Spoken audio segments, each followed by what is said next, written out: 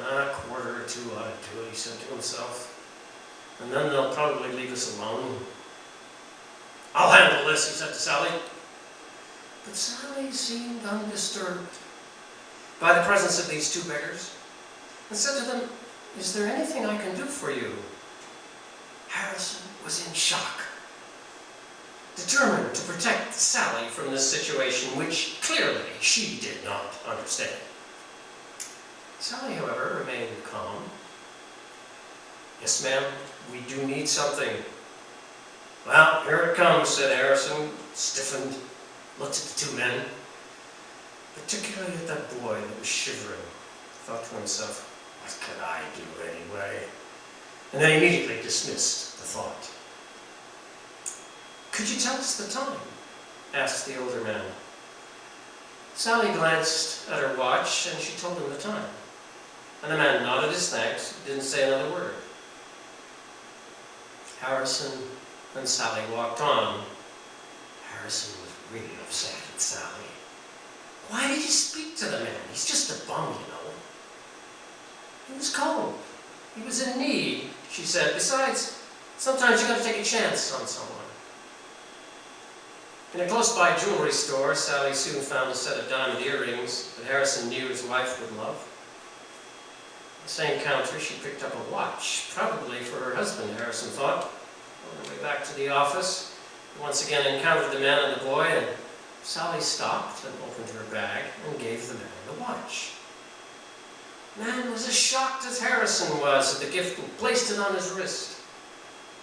As they walked away, Harrison said, "Why on earth did you do that? He's just going to pawn it, you know." Sally shrugged and said, "God has been good to me, and I decided to do something good for that man." "But he didn't deserve it." And Sally said, "You know, God has done some things for me when I didn't deserve it either." Right back at their office building, all the way back, Harrison was grousing to himself, "I'm going to be at that pawn shop, I just know it, getting money for some liquor." Next day he was out getting a hamburger for lunch, and he came across the same couple. The man said, "Excuse me, sir, can you tell me the time?" "Aha!" says Harrison, "I've caught him." Sally's watch was nowhere to be seen. It was exactly what he would have thought would have happened. "Where is the watch that my secretary gave you yesterday?" he said, hoping to make the man feel guilty. The man hung his head and he said, "I'm sorry, but I had to do something." It was then that Harrison saw the new parka around the shoulders of the boy, and the man said, "Wouldn't you do something for one of your own?" Speechless, Harrison handed him a quarter, went on his way, thought to himself, "Looks like Sally's been right all along. The man's not spent it on beer after all, but on clothing to keep his boy warm." Harrison got to the burger stand, but he realized he'd lost his appetite, so he turned around and headed back to the office. The two homeless men were still there by the grate, and he tapped the older man on the shoulder, and the man, obviously freezing, looked up at Harrison. Harrison peeled off his long gray overcoat, wrapped it over the man's shoulders without saying a word.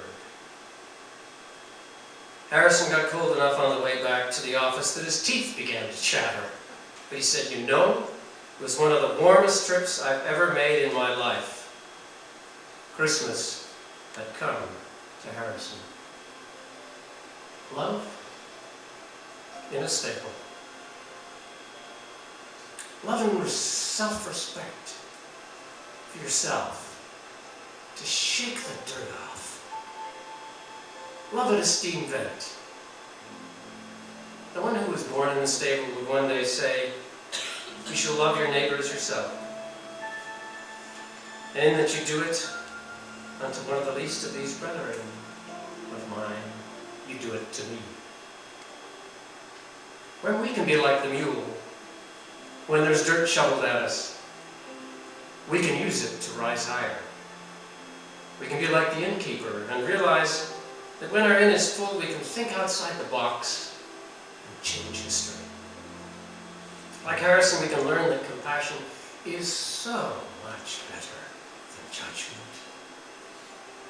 In fact, there are always compassionate options we can consider when we begin to think outside the box.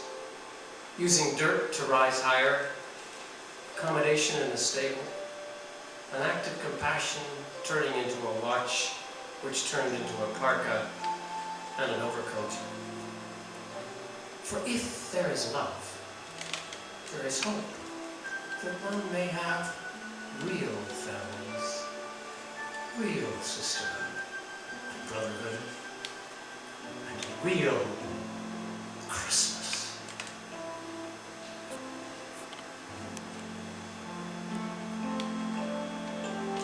Ask those of you who are on the end of the aisle with your candle to come to the front, and you can light from my candle, and then take it back and light the candle